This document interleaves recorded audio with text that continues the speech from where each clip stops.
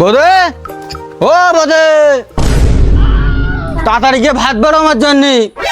হে ছোট্টা, তোর বৌদির কি বাড়ির চাকর মনে করেছিস নাকি? তুই দুঢক মদ খেয়ে তুই বৌদির উপরে হুকুম দেখাচ্ছিস? দেখো দাদা, তুমি আমার বয়সের বড় বলে তোমার আমি সম্মান দিয়ে কথা বলছি, তাই মদ খেয়েছি আমি, নেশা হয়েছে তোমার।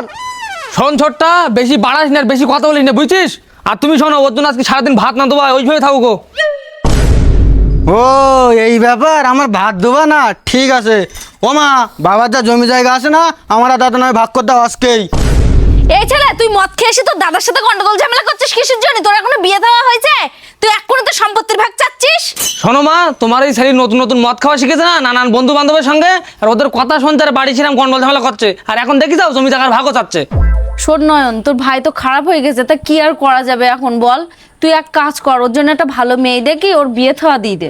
খুব তো সহজে বল দিলে ওর বিয়ে দেওয়ার কথা, ও এখন নিজের খাবারটা জোগাড় করতে পারে না, ওর বিয়ে দিলে ওর খাওয়াবে কি? তোমার ছোট ছেলে পুরো বরবাদ হয়ে গেছে, বরবাদ।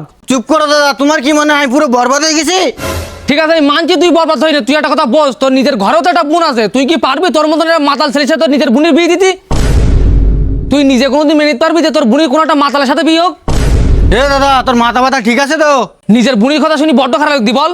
এবার তুই নিজে ভেবি দেখ, কারোর বোন বা কারোর মেয়ে যদি তোর মতন মাতালের সাথে বিয়ে দেয়, তারও জীবনটাও তো এইভাবে নষ্ট হয়ে যাবে। একটা কথা বলছি শোন, তুই যে মদ খাচ্ছিস যে 2-3 ঘন্টা নেশার জন্য, তুই কোনোদিন এটা ভেবে দেখেছিস যে মার মনে কি আছে, মা কতটা কষ্ট পাচ্ছে, আমরা কতটা কষ্ট পাচ্ছি তোর জন্য? শোন, বাবা মা সন্তান মানুষ করে কি জন্য জানিস? সেজন্য বড়ই তার জন্য কিছু করুক, কিন্তু কোনো সন্তান যদি তোর মতন মাতাল হয় না, তা সে বাবা মার স্বপ্ন আশা সব ভেঙে তছনছ হয়ে যায়। একটা কথা শোন, যে মদ খায়, যে মাতাল, তার গ্রামে তো কোনো সম্মান থাকে না, আর বাইরে এসেও সে কোনোদিন কোনো সম্মান পায় না।